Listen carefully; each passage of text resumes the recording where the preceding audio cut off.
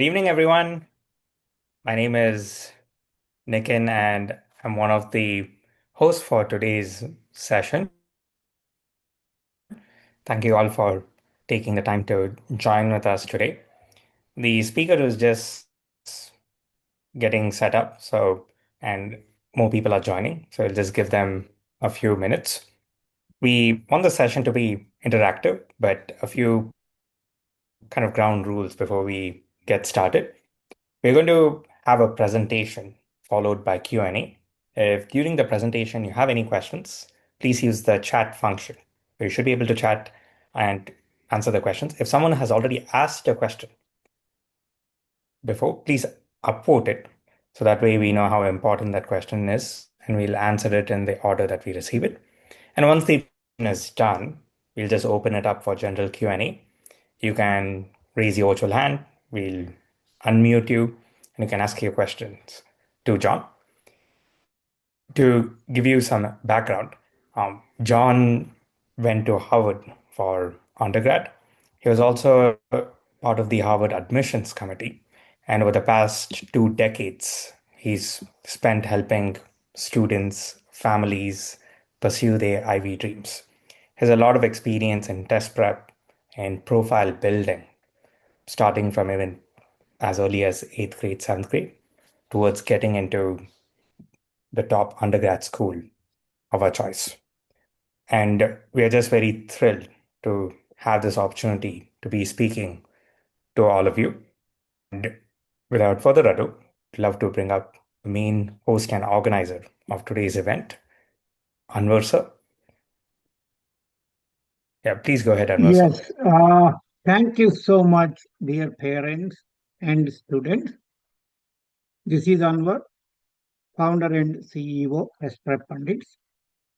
Uh, as Express Pundits, we have been tutoring students across all 50 states on SAT prep and also other academic subjects.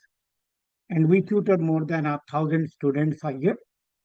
And definitely, no, we are growing exponentially.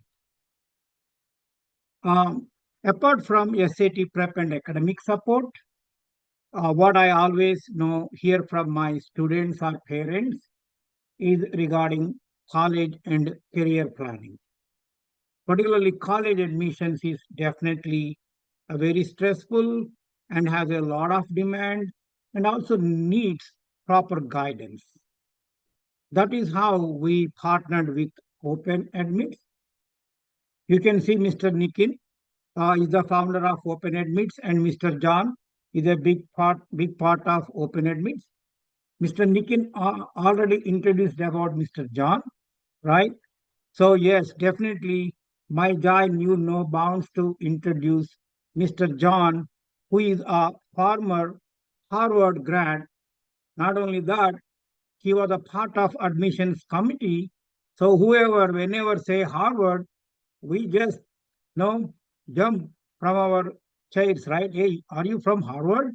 Really, you might have seen a lot of great things in Harvard. It's not that easy, right? Uh, Maybe the world's top brains are going to be there in Harvard, and definitely Mr. John had a very good, memories at Harvard. So, dear parents and students, you are in very safe hands. Okay, in front of you, a very highly knowledgeable guy, very well deserving guy who made his mark, also added a lot of feathers to his cap. That is nothing but Mr. John.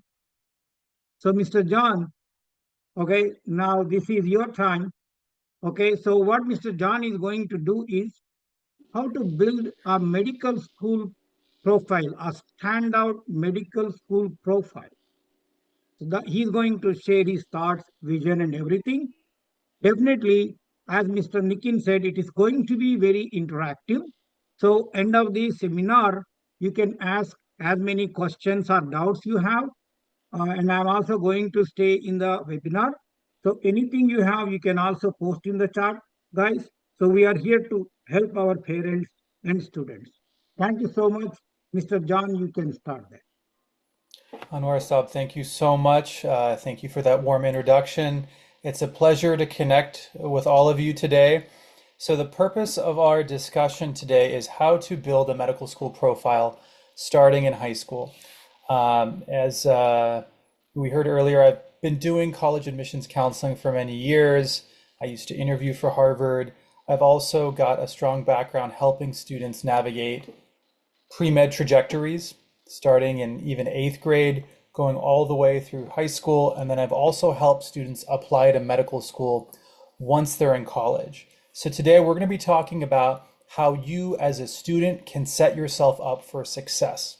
And I've also got my email address listed here. So if you have any questions after our discussion today, you can send me an email. I also encourage everyone to hold their questions until the very end, and then I will call on folks one by one so that I can answer any questions that you have. So at a high level, we're going to talk about 5 things today. First off, we'll talk about how med school admissions work so you understand what exactly is involved in the process. Then we're going to rewind a bit. We're going to start with high school because that's when the clock really starts to tick if you're interested in becoming a doctor. Then we're going to talk about the 5 pillars of a strong pre-med profile. What is it that you need to be doing as a student to build out that profile that universities will really like, that medical schools will really like? Then we're going to, again, backtrack a little bit. We're going to focus in on high school. I know many of you have high school students. You may be a high school student on this call. And so we'll talk about what that roadmap should look like for you. At the end, I'll talk about common mistakes that students make. We'll also have some Q&A, as I mentioned earlier. So let's get started. Okay, so this is about me.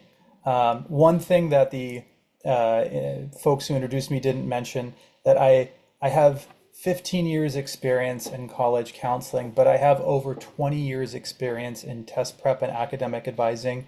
I did get a perfect score on my SAT. Unfortunately, I did not come to test prep Pundits, but I probably would today if I were studying for the SAT. I used to interview for Harvard. I graduated a few years ago. And then in terms of my results, I've helped many students from Texas, California, around the country, and even around the world get into Ivy League schools, top public schools, Stanford, MIT, and I have a strong specialty for STEM applicants. So that's a bit about me. Now I want to dive into the meat of what we'll talk about today. So I know I said leave your questions until the very end, but I have a quick poll. And so I want to ask, what grade is your student attending today? So middle school, 9th grade, 10th grade, 11th grade. If you're going to be a rising 12th grader, you can say that. Or if you're simply a parent exploring early on, maybe there's a 5-year-old that you have at home. I actually do private school admissions, so I work with 5-year-olds. So please enter the grade of your student in the chat.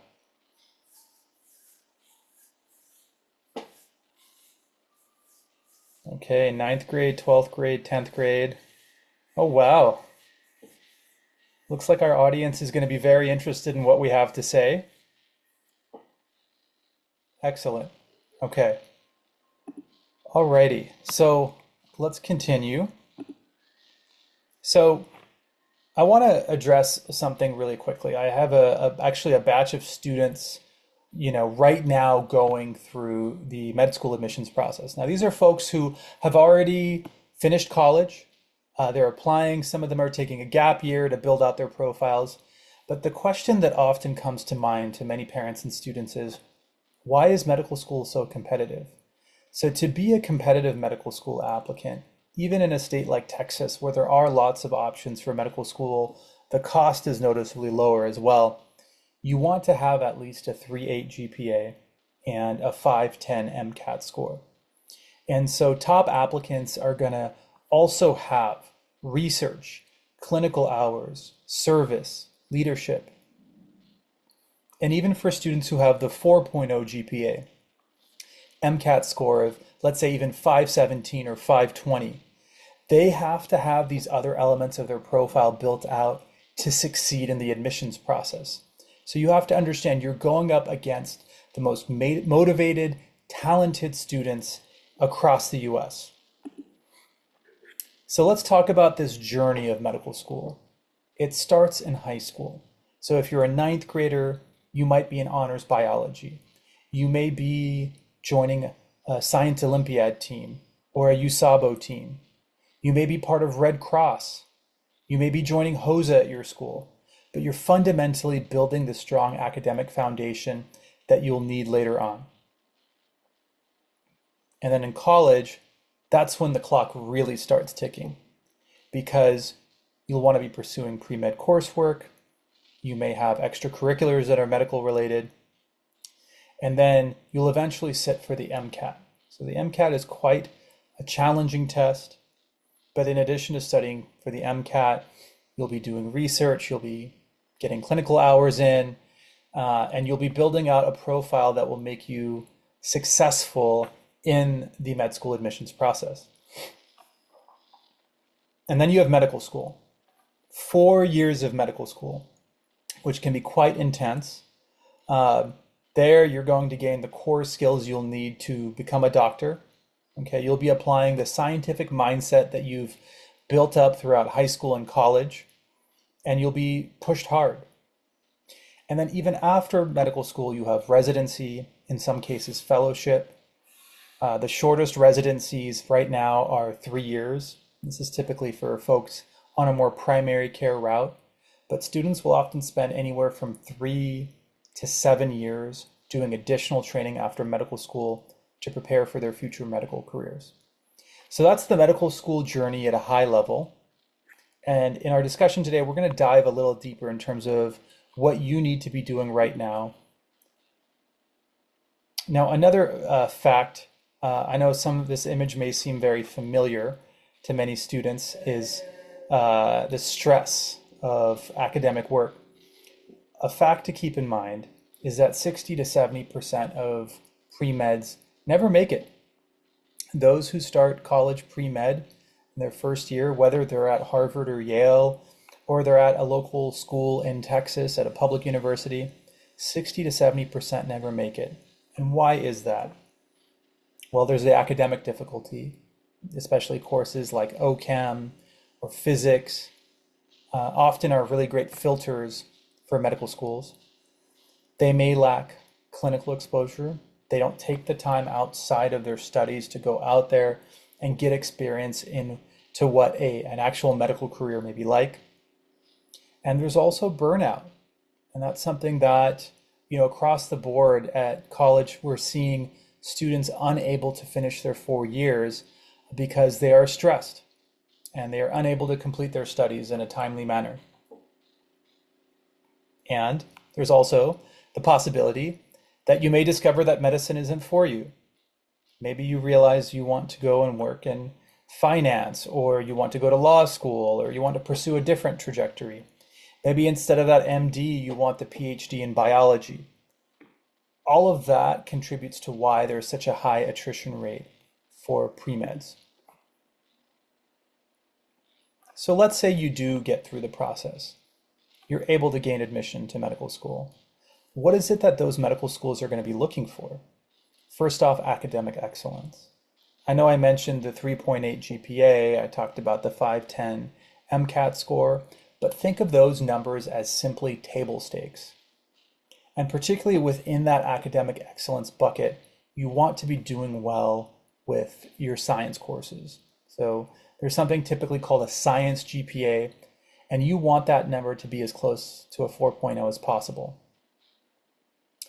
Other things they're going to look for when you're applying to medical school will be scientific curiosity. You can actually apply as an English major to medical school. Most people don't realize this. You could be an English major, a history major. One of my good friends who went to Northwestern undergrad, and actually he's from Texas, came back to Texas for medical school. He was an economics major at Northwestern, but he had that passion for science, and he did well in his science courses, and eventually was able to successfully get in to some top medical schools in Texas. Commitment to service. Now, commitment to service, I think, is the most underrated aspect of any college applicants profile. I'm not even talking about medical school.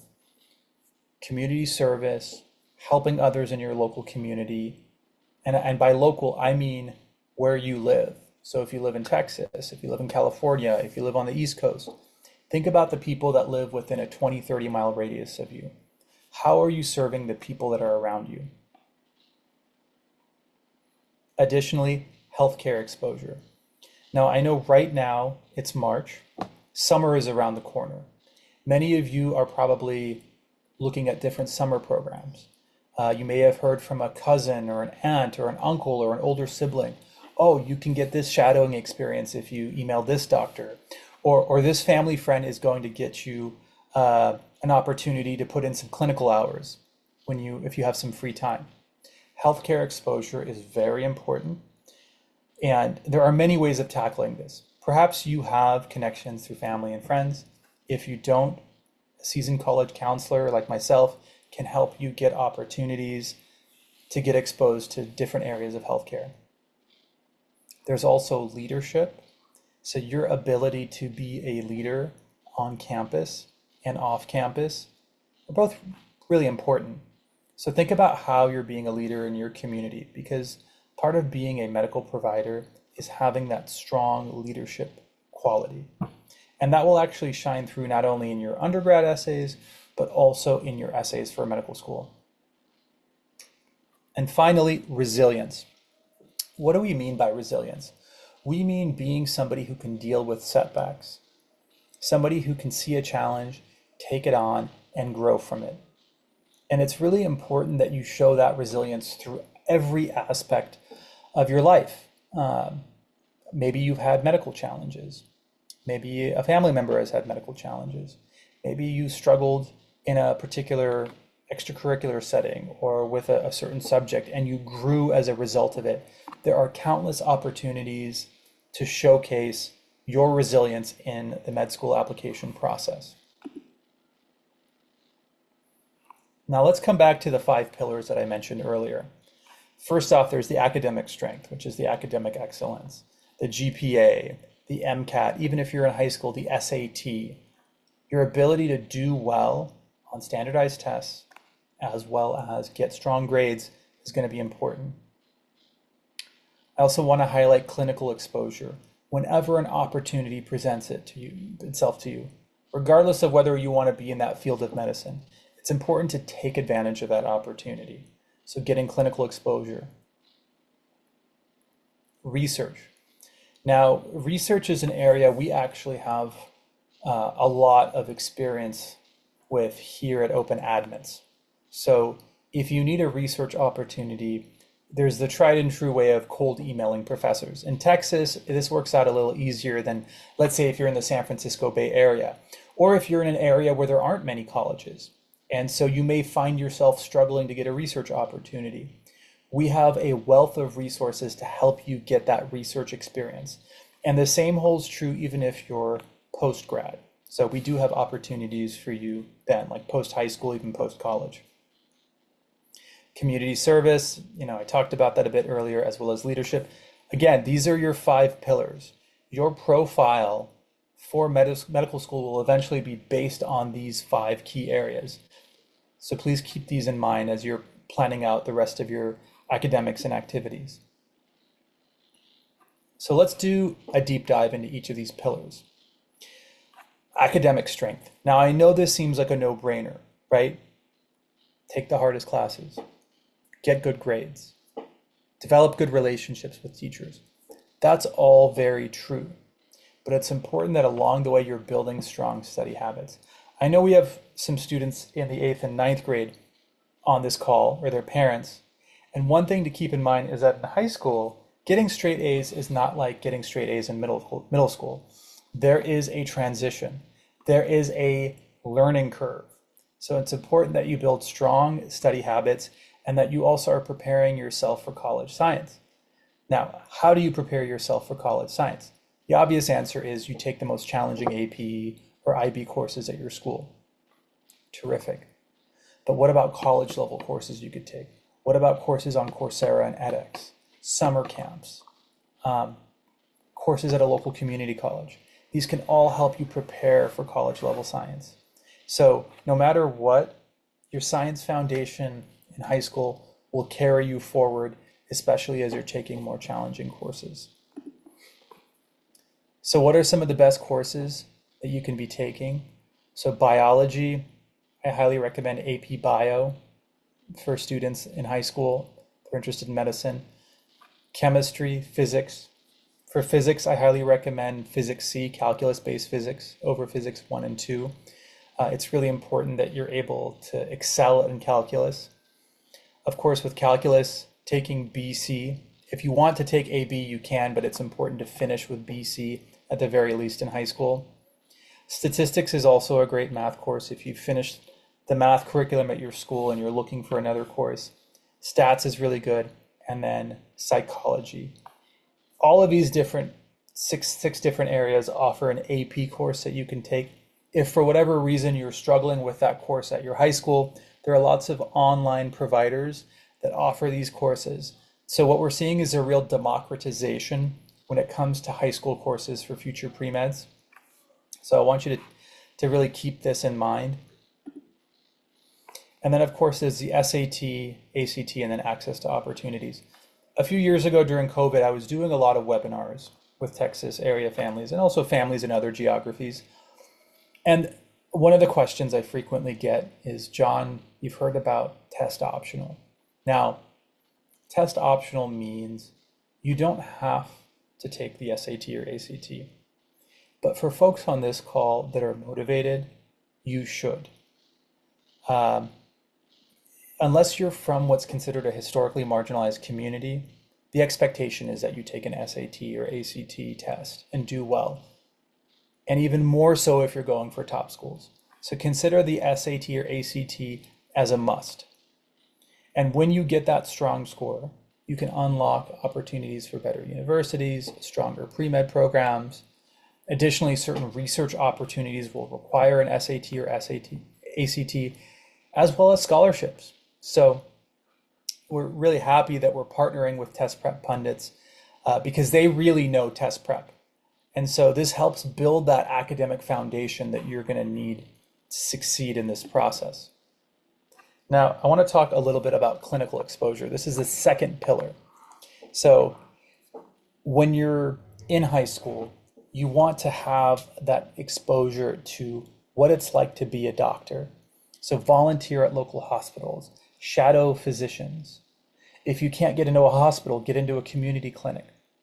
The more that you can expose yourself to what the practice of medicine is in all its shapes and forms, the better off you're going to be when it comes to presenting your case for a medical school.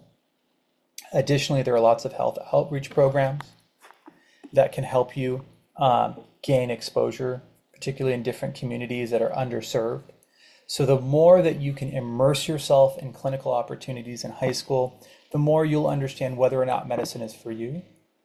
And then it'll become a great launch pad for you when you enter college to get access to other opportunities.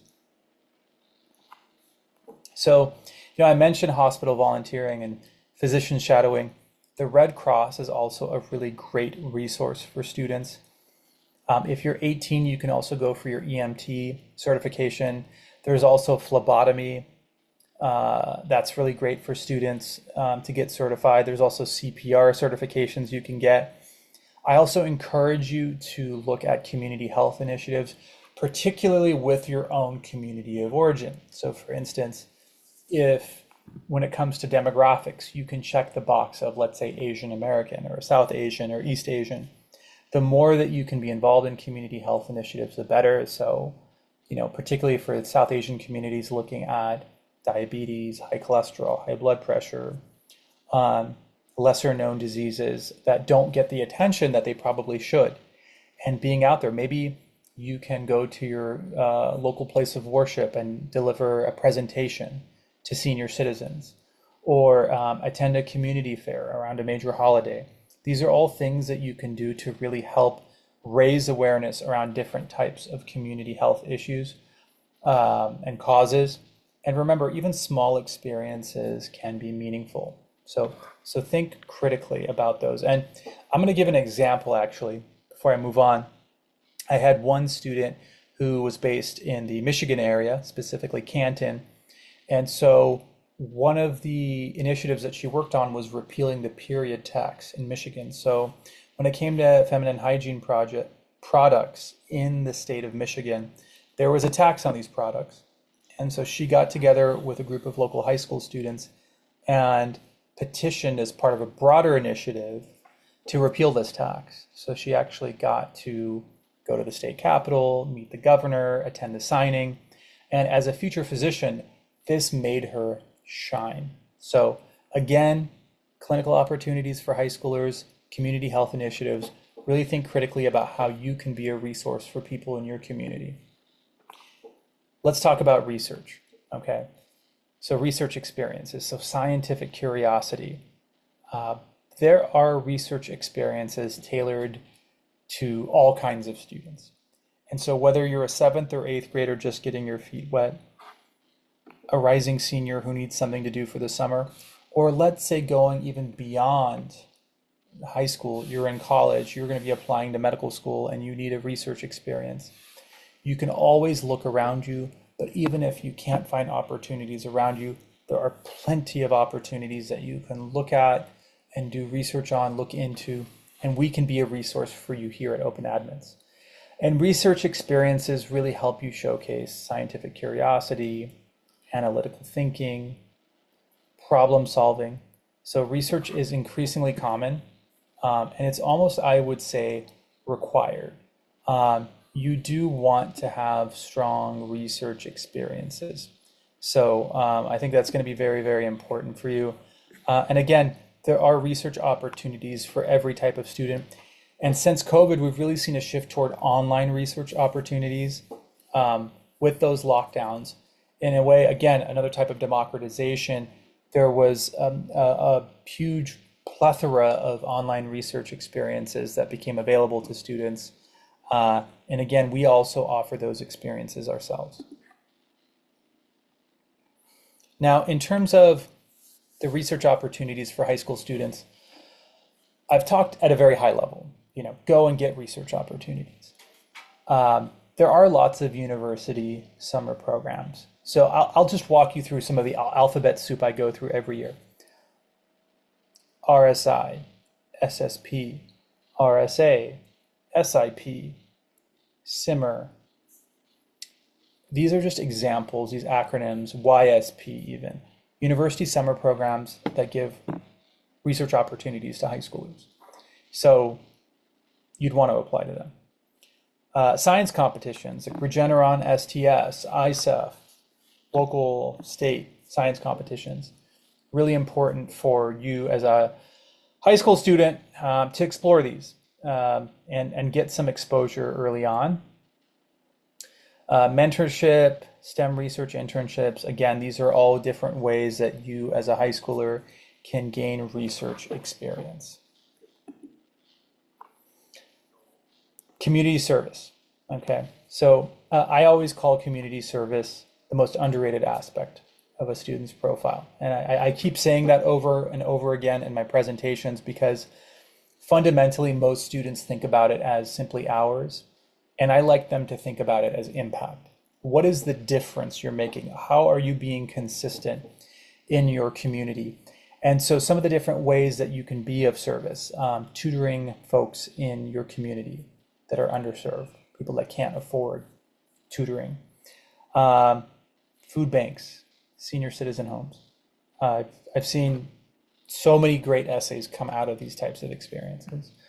Of course, if you live in a state that's attracted a lot of refugees, migrants, being a resource, being of service. And then public health education. So, being a resource for people in and around you. Think about the elderly, other groups that, typically are overlooked when it comes to public health education.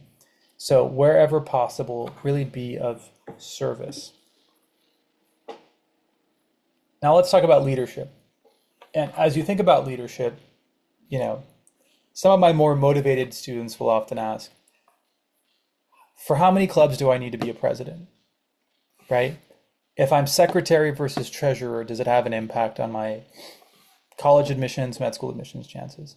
So leadership takes many forms. You can be president or vice president. You could actually found initiatives within a club without even having a formal title. You can be organizing community projects. You can be mentoring younger students.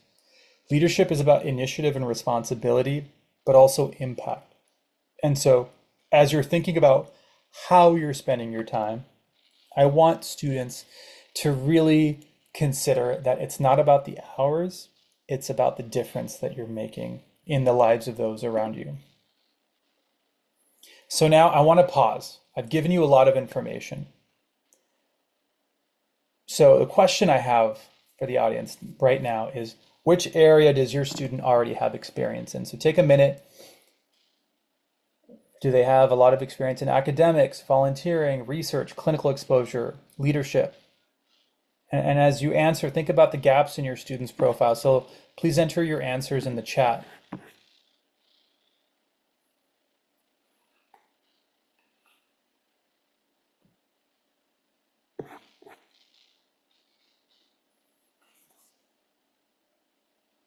Okay, academics, leadership, volunteering, very nice. Lots of academics, leadership.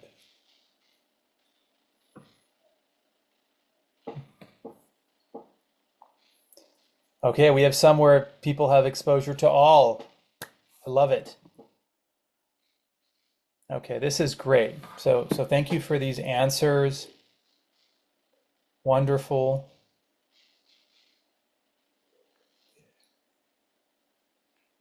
Okay. And for those of you that are being very honest in this discussion that we're having, I want you to know that that takes a lot of courage. There are certain areas where your student likely has more strengths, and there are other areas where they have less strengths. And let's think about how they can fill in their gaps based on what we're discussing today. So again, there's always room for growth. And as we think about growth, it's important to have a roadmap. And if you're a high schooler and you're thinking about your roadmap for becoming a doctor, you know, in ninth grade, this is a great time to start exploring your STEM interests, to volunteer locally, to join science clubs. You know, in 10th grade, you can start some of those shadowing and research experiences, pursuing those. In 11th grade, those experiences tend to deepen. You might take on more advanced research projects, more clinical volunteering. 11th grade also is around the time when students are getting involved in a lot of SAT or ACT prep. So the recommended timeline for SAT or ACT is typically August before 11th grade, March of 11th grade, and August before 12th grade. And I know last weekend was a big SAT date. I was actually staying in a hotel where they were hosting the SAT, and Saturday morning, 9 a.m., a flood of high schoolers came through the front door ready to take their SATs. So if you haven't taken, let's say, as an 11th grader, the March test, start considering August. And then in 12th grade, you know, you've got a lot of leadership roles that you're probably filling out, and then college applications. And so by Jan 1 of 12th grade, you'll have submitted your college applications. And by April 1st, you'll typically you'll get that final answer in terms of where you're going, unless you heard back from the early round schools. And in future presentations, talks, we'll go through the timeline of college admissions. Today, we're simply doing a high-level roadmap for students and their families. Okay, so we have the roadmap. Now, let's look at the competitive profile. I mentioned the strong STEM GPA. Having a research project or two that was really impactful in high school, where you could get a recommendation letter. Maybe you were inserted in an article or a journal, had an article in a journal, you spoke at a conference. Let's say you even competed in a science fair competition. That would be great. Hospital volunteering, also very impressive for high schoolers. Having a leadership role in your local community or in community service organizations. And like I said, the meaningful community service. So really going beyond this idea that hours are important. The reason high schools talk about hours is they want to offer you a carrot. Like if you get 100 hours of community service, that's going to make your profile that much more competitive. Okay. So depth matters more than quantity. And here at Open Admits, we never encourage resume padding. We really want you to build out that unique profile that's going to help you stand out in this process. Now, what are some of the common mistakes that students make? They focus only on their grades. They ignore the other experiences we mentioned. Or they're juggling too many clubs. And often what I see is when students are juggling too many clubs or activities, the grades suffer. Okay? Or maybe you're starting late. And I always say it's never too late to start, but if you never start, you'll never make it. So it's important to really get on that track of, working hard toward admissions early on. And then finally, ignoring service, right? Undervaluing community and the impact you can make. Okay, so it's really important that you avoid these mistakes. And one way that you can avoid these mistakes is working with an experienced college counselor like myself that can help you better understand what you need to be doing to build out your unique profile. And in terms of the overall college admissions process, I know we keep diving into different parts of an applicant's profile. When you choose colleges that have strong pre-med support, oftentimes it doesn't have to be the big national universities. You could even look at a liberal arts college or a public university perhaps in your area. The key things that you should be looking for are research labs, hospital partnerships, strong science departments so that you can get through your requirements, making sure that there is also strong pre-med advising, that you have access to clinics in your local area. So the environment of your school really does matter. So make sure that you are picking colleges on your college list that offer you this type of support. Now, I know a lot of folks on this call, if not all, every attendee family, there's a parent on. There's a lot that you can do as parents to support your future doctor. Encourage their exploration, support their volunteering, help them find mentors. I mean, maybe there are people in your social circle or family circles that can mentor a young doctor or an aspiring doctor, and encourage balance. Encourage your students to have hobbies and help them go out there and find outlets, because burnout is very real on this path to becoming a doctor. And of course, even practicing doctors experience burnout. So these are the different ways that you can help support your future doctor.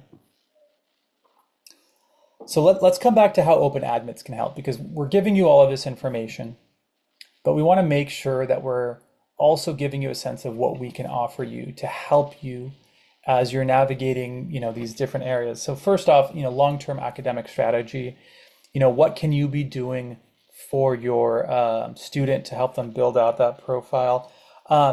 Also research mentorship, that's an area of excellence that we've really built out. We have a really robust network of mentors that have experience working with high schoolers. So we want to, really help you find those opportunities for your students. Summer program planning. I've just spent the last 2 months meeting with high schoolers applying to what I call the alphabet soup of pre-med programs. So if there is a summer program out there that exists for pre-meds, we have the experience and expertise to help your student apply. We also have different leadership development opportunities, different accelerators, and of course, overall guidance with college admissions, from selecting the right schools and majors, to filling out the forms, to writing the essays, to prepping for interviews, and then the final school selection. So our goal is to help you build authentic and competitive profiles.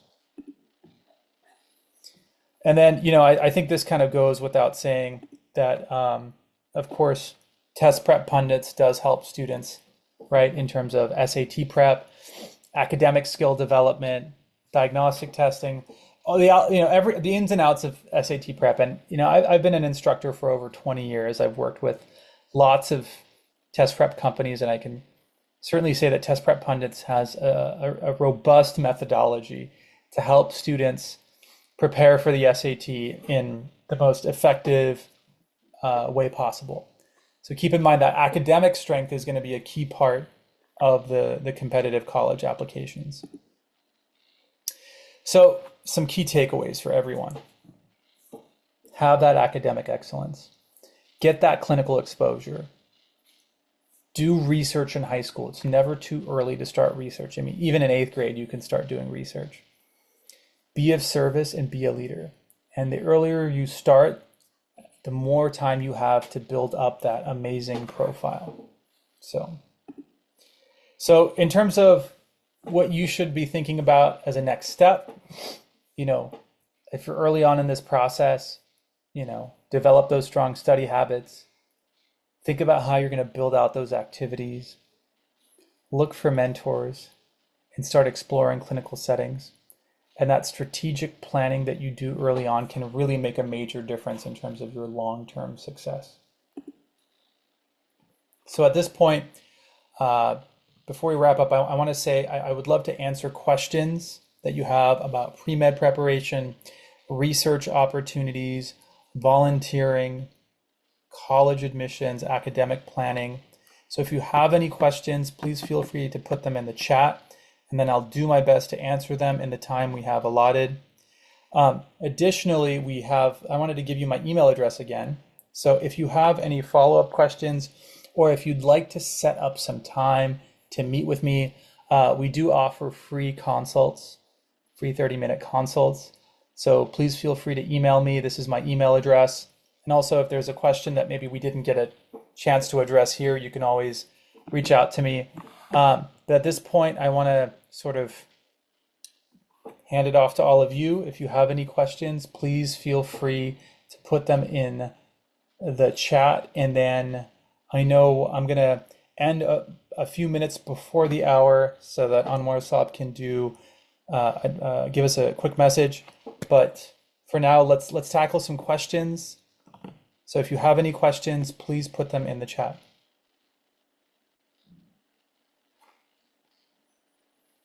Okay, so first question. Hi, I'm a sophomore now and wanted to know if you had any insights on BSMD programs and what a student should do to build a strong application skills for. Okay, so I do BSMD applications as well. Everything that I've talked about relates to what you'd be doing. I would say the packaging in senior year will become very important. And so working to capture everything that we've just talked about in strong essays will be very important.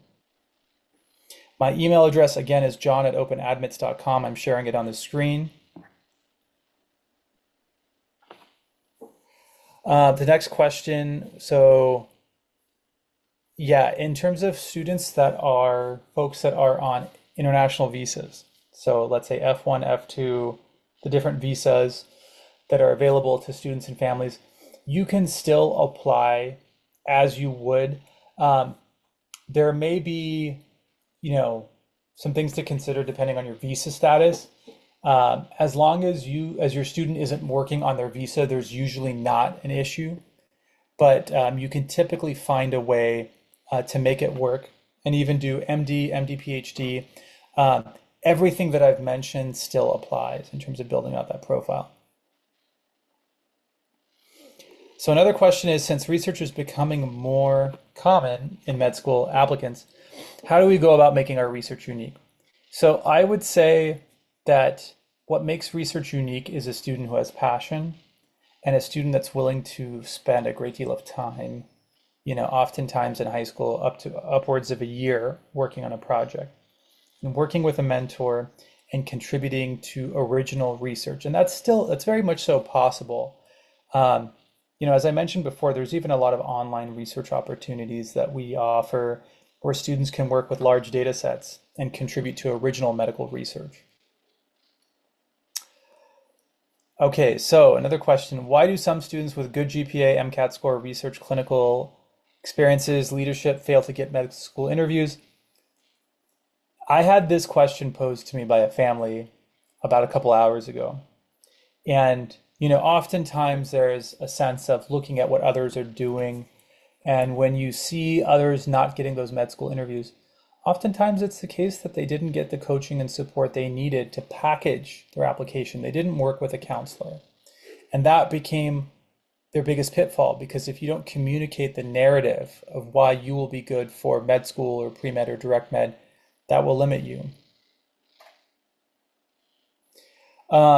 So another question, when kids are young, they can't complete prerequisites like EMT, shadowing, hospital volunteering, what would you suggest? So there actually are lots of opportunities that we access here at Open Admits. We can get shadowing, volunteer opportunities for students. We can get research opportunities for students. So it's really about connecting with the right resource. And then next question, what can I as an 8th grader do during the summer to gain experience, like joining the camps that you can do as an 8th grader? Yeah, there are certain camps like the Columbia Pre-College program, even programs like NSLC, Summer Discovery, different research opportunities. So we have research programs that we can recommend to you one-on-one that are really tailored to your interest. And again, with research, I know there was a question on what type of research. So research, there's oftentimes, if I have a partner who he's affiliated with Duke, he sort of does research on 3 levels with students. You have simply developing your research skills. Then you have what's called like a lit review type of research experience. And then you have original research. So those are sort of the 3 different levels: developing the skills, doing literature reviews, and then doing original research. Excuse me. And so there are these 3 levels that your student can plug into based on wherever they are. In terms of cost, I know there's a question around cost. You'll have to schedule a consult, and then we can go more into the cost. But again, we're very happy to be transparent about that one-on-one. Another question, do certain high school courses, for example, health science, medterm, etc., strengthen your application for medical school? Or could taking the wrong ones, courses such as some CS courses, potentially hurt your chances? So health-related courses can help, of course. CS won't necessarily hurt you as long as you don't do bad. If you take a CS course and do well, you'll be more than fine. Another question is virtual shadowing valuable? Yes, it's valuable and it's readily available. And we have some resources that we can share with you if you sign up for our programs. Another question, would you recommend taking all of the AP Science courses? Chem, Bio, etc. For pre-med, absolutely. Chem, Bio, and Physics, the more you can take, the better off you're going to be. Another question is, as an international student, if I'm interested in MD, PhD, how rare is computational neuroscience research and modeling in early detection of Alzheimer's? Okay, so you lead some initiatives.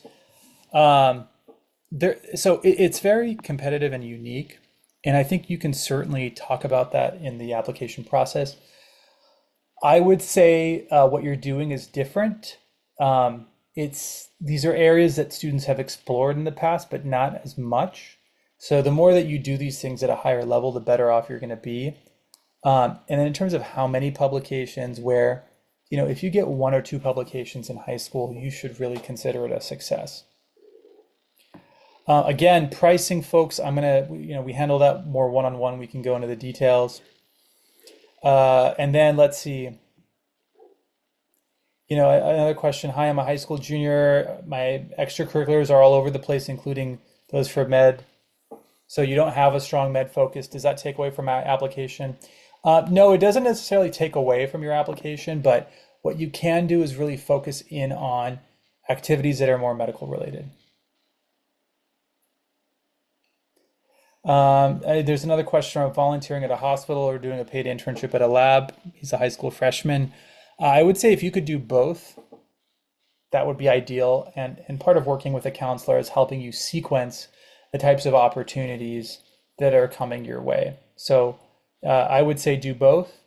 And if you're curious about how you can sequence it, how you can plan it, if maybe you want to look at some other volunteer opportunities, you can certainly reach out to us and we'll give you some thoughts.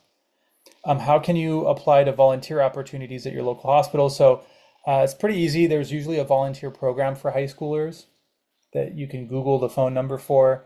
And then there's, an application process.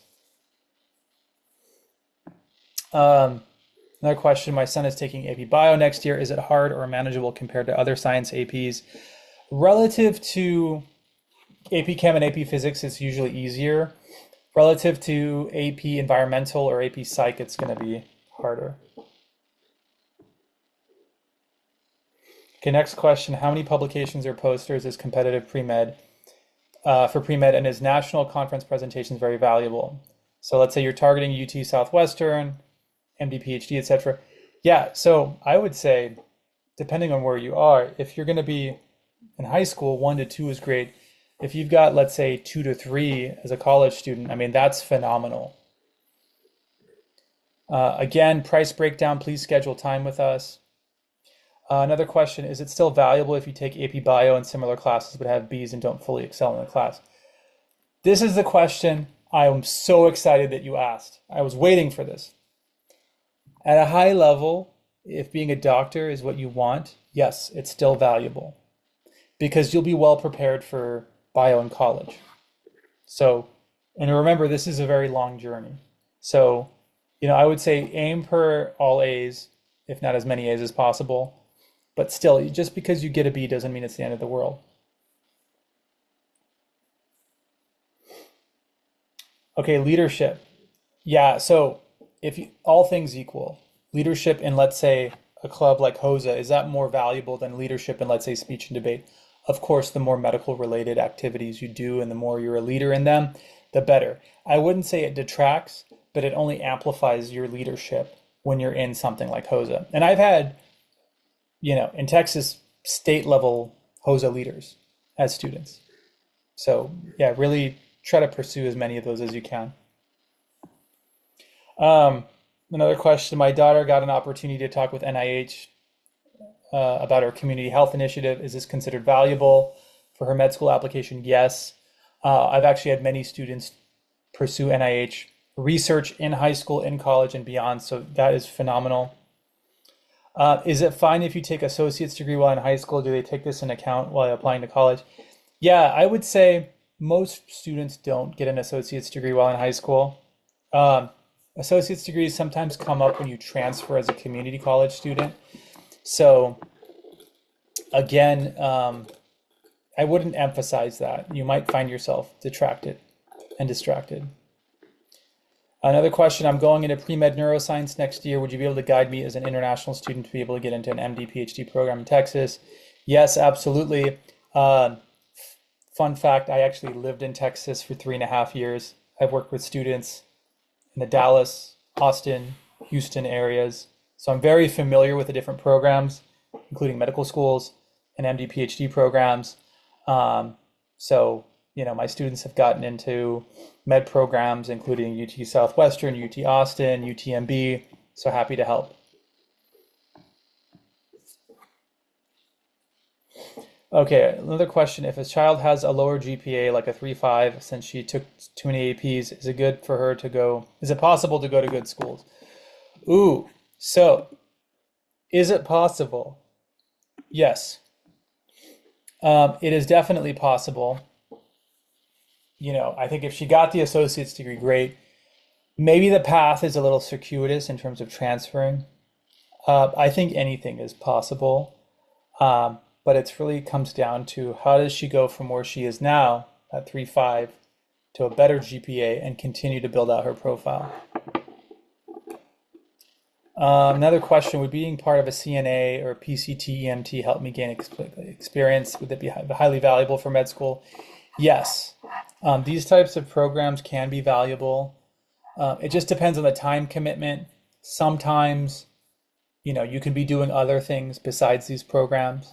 So it really just depends on kind of your bandwidth. Okay, wow. So we've had a lot of questions come in. I think we've got somebody coming off mute. Does anybody want to give an announcement on why are you there? Do we have time for a few more questions? Yes, I am here. Yeah. Okay, I'm going to take one more question and then I'm going to hand it off to you. How does that sound? No problem. Yeah. Go ahead. Okay. So we have a question about, a specific program in New Jersey. and then being in the Piscataway Magnet School, and then specifically being in the health occupation track, um, that does help. And again, going into the specifics of GPA, SAT, all of that. Last question. Do you think for MD, PhD, do you think research is more important or working clinical jobs, shadowing, volunteering, etc.? So they're both equally important. MD, PhD programs are highly competitive. I've had students get into MD, PhD programs between Harvard and MIT. They're truly the applicant that can go either way. So with that, we have a link for consultations that my colleague Nikin has dropped in. I want to say thank you everyone for taking the time to attend this call. And Anwar, I will hand the floor to you. Thank you so much, Mr. John.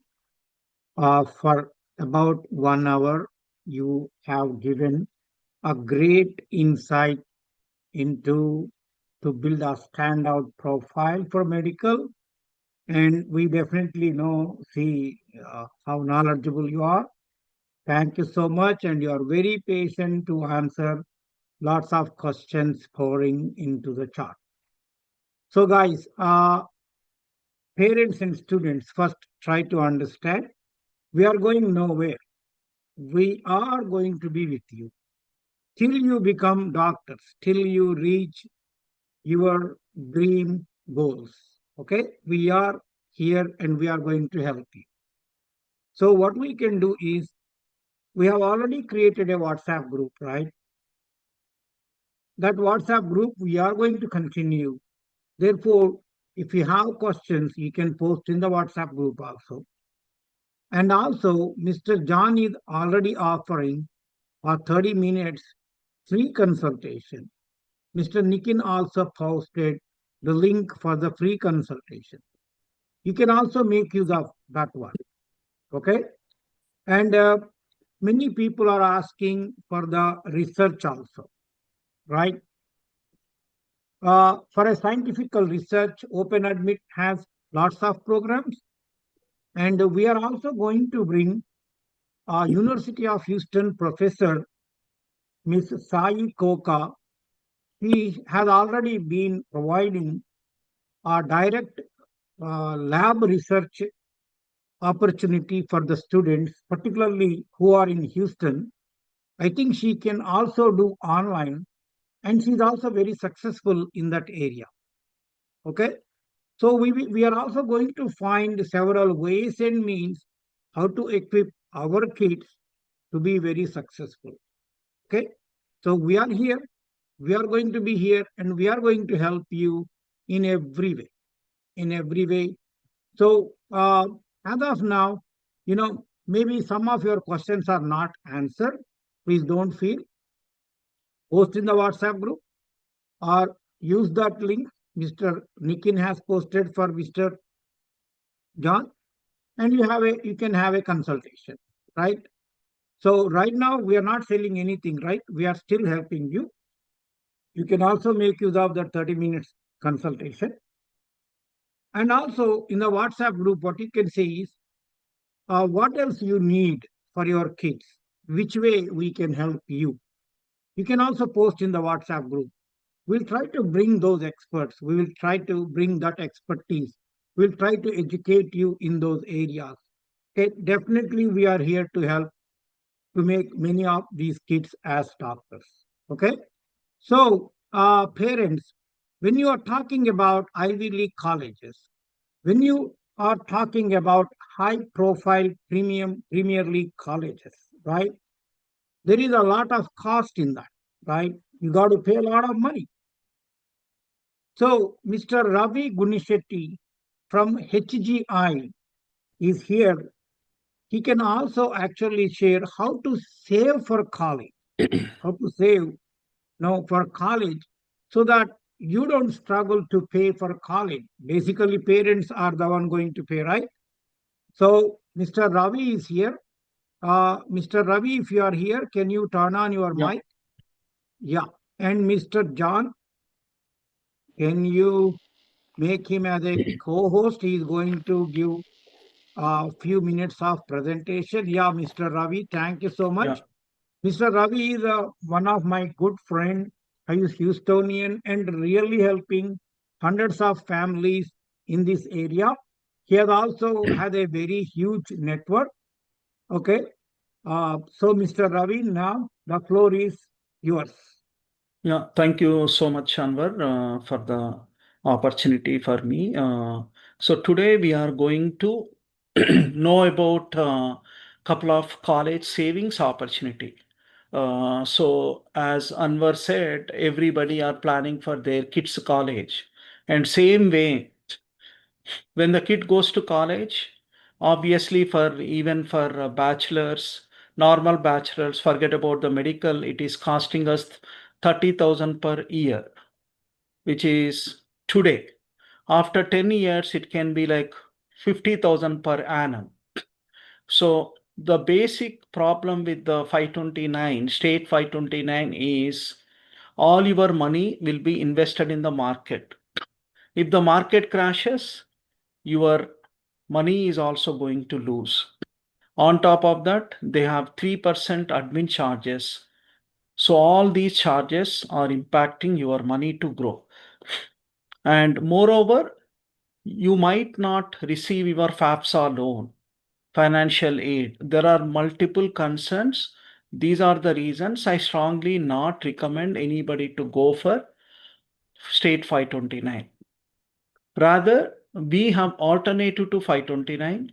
So that is our LIRP policies, which are going to help you not only getting your financial aid and the FAFSA loan, it is also going to grow your money and it is also going to give additional benefits.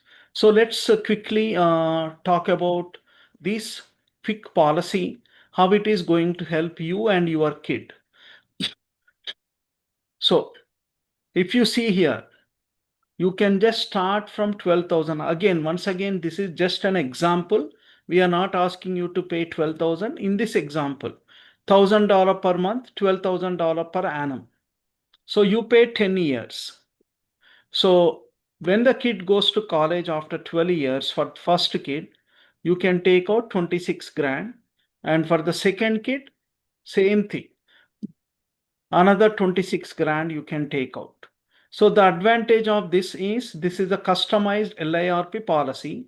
So that means you no need to declare this money as an asset while declaring in your FAFSA application form. You no need to declare this. Everything else, when you go to college, everything else you need to declare. Means your checking account, savings account, real estate, everything. All your assets you have to declare. And based on your portfolio, they are going to define whether you are qualified for financial aid, whether you are qualified for FAFSA loan.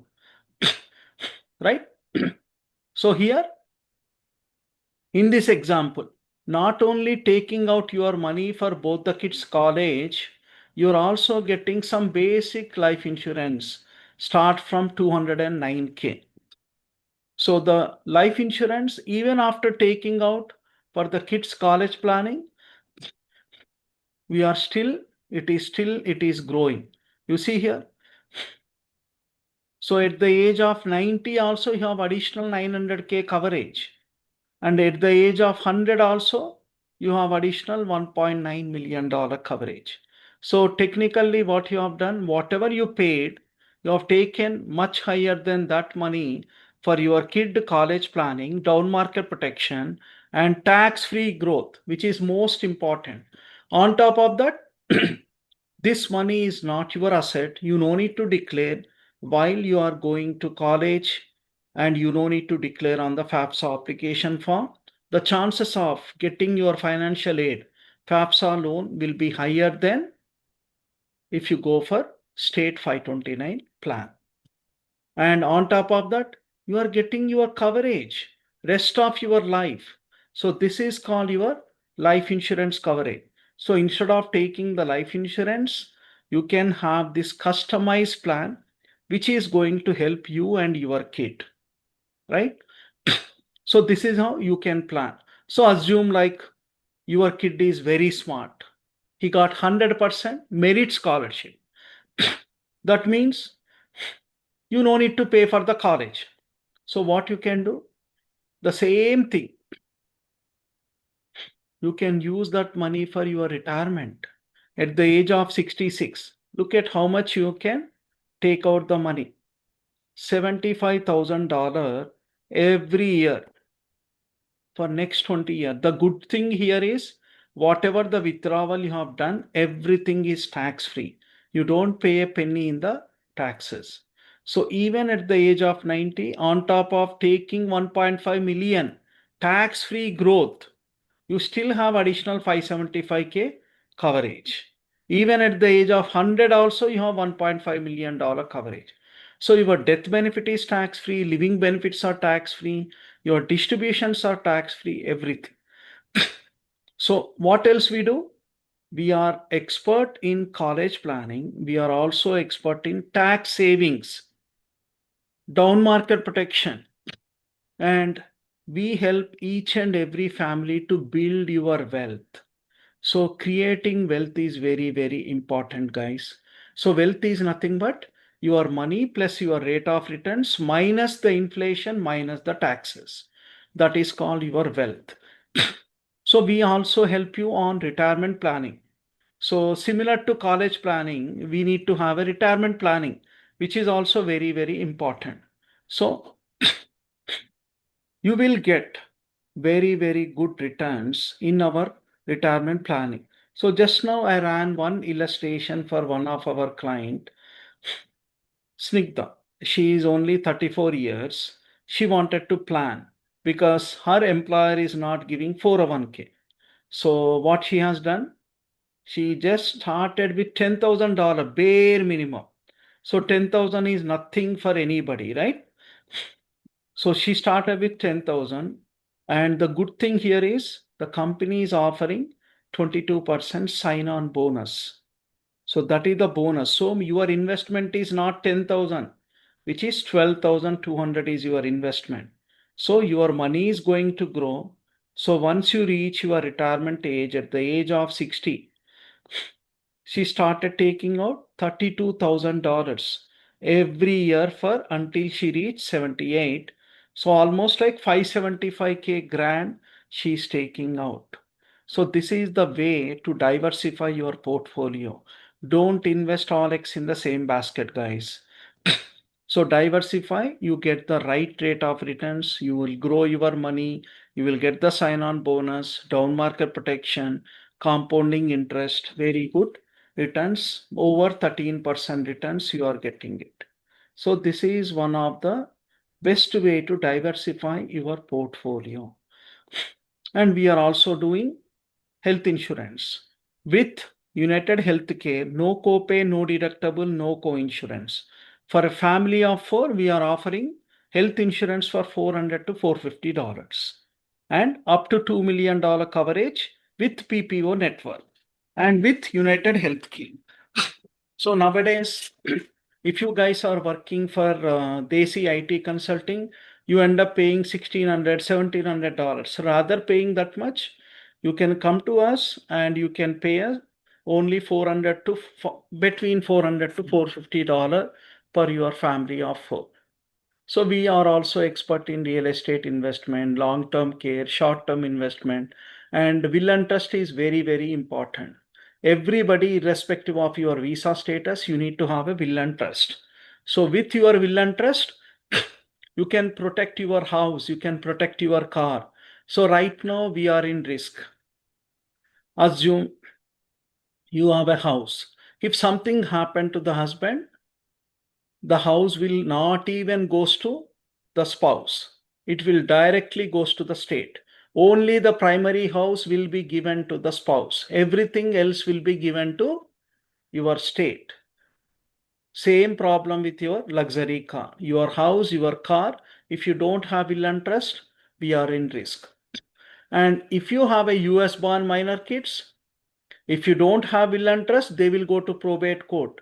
If nobody comes and fight for your kid, the kids will be put under foster care. So this is another risk. So the next important legacy transfer, mortgage protection, final expenses.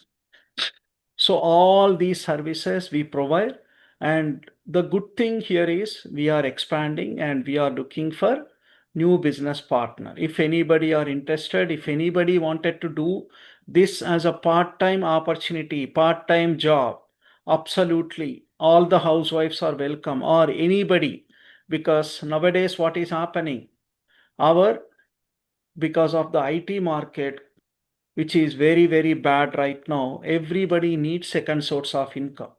So that is very much needed. If you lose the job, it is taking almost 3 to 4 months to get a new job. So this is the best way to diversify, best way to gain your second source of income, guys. So definitely reach out to me, and I will also reach out to all of you. And we are giving a complimentary one-on-one session for everybody, and we will help you to save your taxes. If you are paying like $20,000-$30,000 taxes, after our consultation, you will pay like $5,000 to $10,000. You will save more than $10,000 tax savings, and diversify your portfolio, college planning, college admission, everything. We are here to help you. We beat all the competitor codes. We work with 25 to 30 companies. So we are the best from our financials products. So do reach out to me. And if anybody need any further session also, I am going to help you out. So that's all I wanted to share, because I don't want to take much time of you.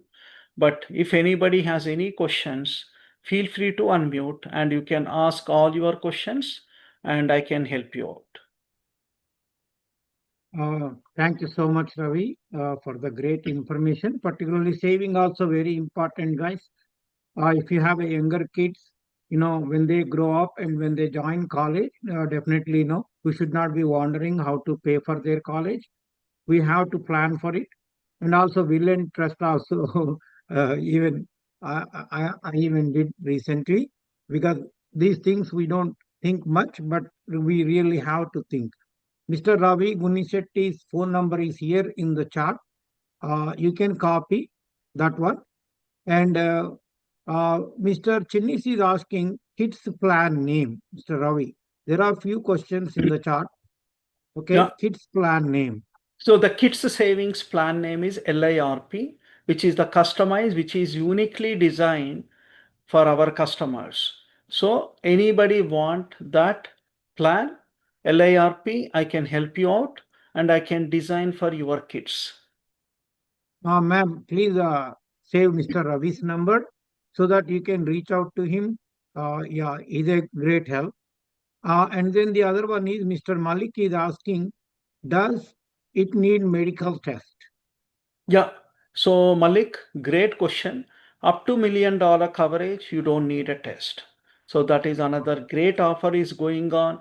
Even if you have like a BP, sugar, diabetic also, no problem. This company is offering, even they are waiving off if you have any health issues. So definitely it is going to be very, very good help for you. I don't mind doing a quick one-on-one session for you, Malik, and please reach out to me or I can reach out to you and we will give you a complimentary session and you can also have this code for you. One more question is, my kids are already in the 11th grade. Can we pay 120K like one time Yeah, payment? absolutely, Chinish. You can pay like 2 installments, not at the same time, but even we can do it in one installment also. There is a way. Definitely, we can do a one-on-one session and I can help you out. Chinish, please save Mr. Ravi's number, okay? Yeah. Uh, Guys, if you have any more questions, let us know.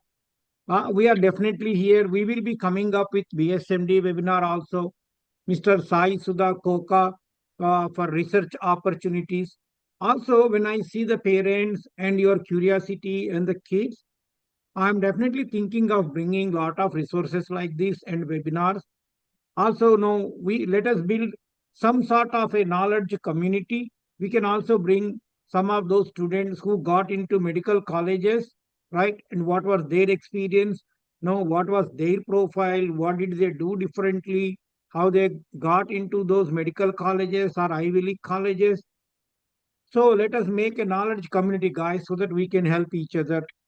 This is something mind-blowing, outstanding, guys. Okay. Need to discuss LIRP. Rajalakshmi ma'am, can you save Mr. Ravi's phone number so that Ravi can also give you one-on-one session? What's the number? Yeah. Ravi, can you go ahead? Your Yeah, phone it's number. 281 224 5355, and I'm going to post it. And if you don't mind, Rajalakshmi, can you also share your number and we will reach out to you immediately? Yeah. 281-224. What else? 5355. Mine. Can Yeah. you repeat your number?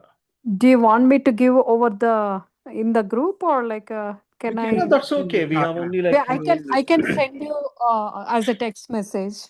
Yeah, you Excellent. can send me a text message or you can chat, private chat also you can do. Thank you. Yes, Thank ma'am. you.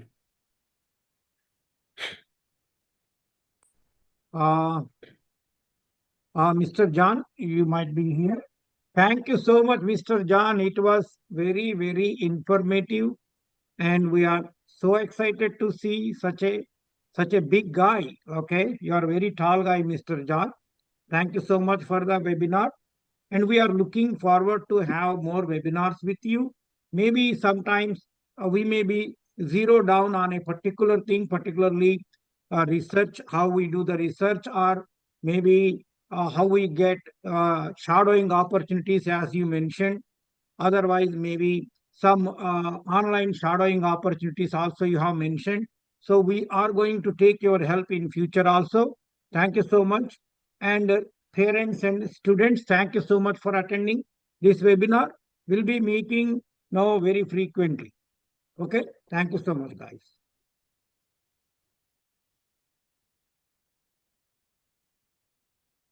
So John, Mr. John, you can end the meeting.